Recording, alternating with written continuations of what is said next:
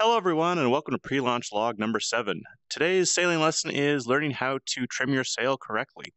So as you can see right now, the sail's actually flapping around a bunch, and when a sail's flapping, it means it can't get any lifting point or power. So as you can see, I'm sort of a little bit moving along, but really the sail's not working to its best potential. As you can see, I've pulled out the front sail because that is going to make everything more complicated, and I want to make this really simple.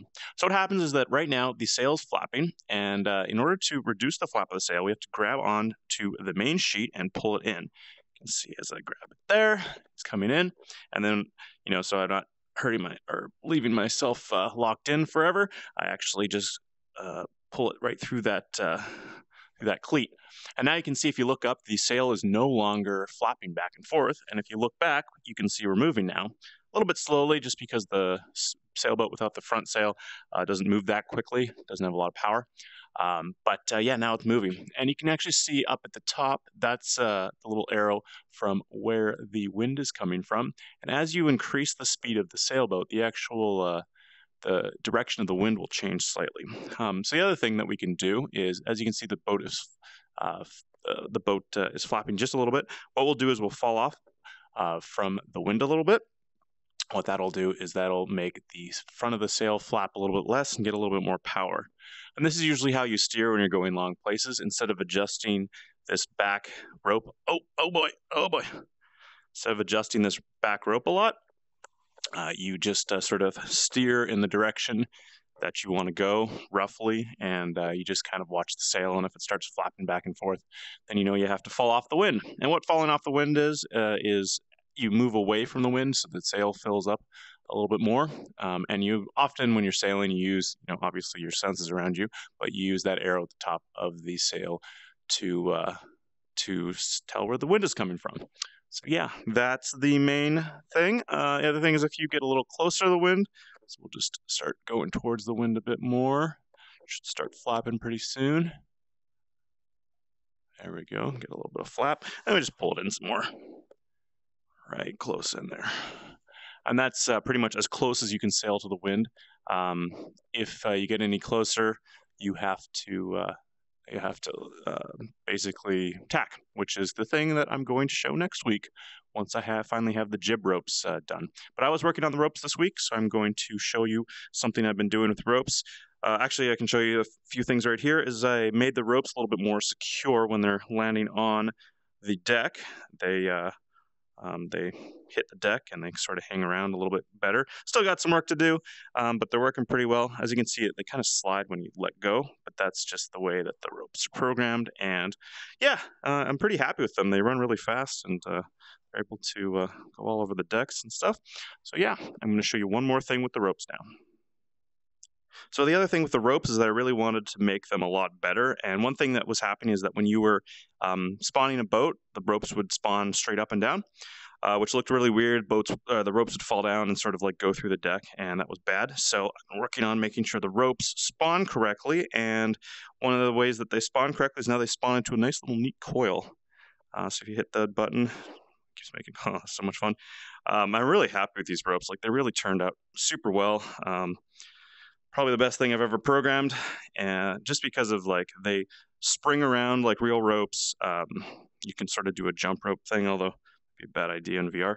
But yeah, it's just so fun to play with. Should probably make a rope simulator or something for people to play with. Yeah, so that's about it. One more thing I wanted to show off is that sort of a refresher. I got the radios working again.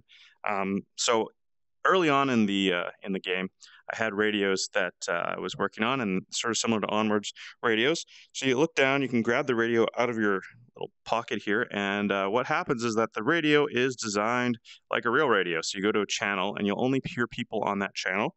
If you want to put it back, you just put it back there, and you pull the trigger, and it clicks on. You can talk into it. Actually, it doesn't really matter. You can hold it out here and pull it. Still transmit, but the idea is sort of similar to Onward. You pull the trigger, anyone on the channel that you're on will hear, and then normally when you're talking, everyone around you will hear within like about 10 meters, just normal amount, and they're all physics based. So if I jump over here, throw it on here, and grab that guy. It's a grip grab. The only problem is that you can't really do a trigger grab because you need to pull the thing. That might be a little bit confusing, but it does like hold in your hand without you having to hold down the trigger grab. It's toggle grab. The other thing is that if you throw it away, it's gone. Just look down and grab it from out of your little pocket here. It'll come back. Also, other people can grab it because I wanted to make it feel like, oh, you can throw some in your radio. But if you hit that button again, it'll just come back to you. I might have some sort of cool animation where it goes boop, back, but that's in the future.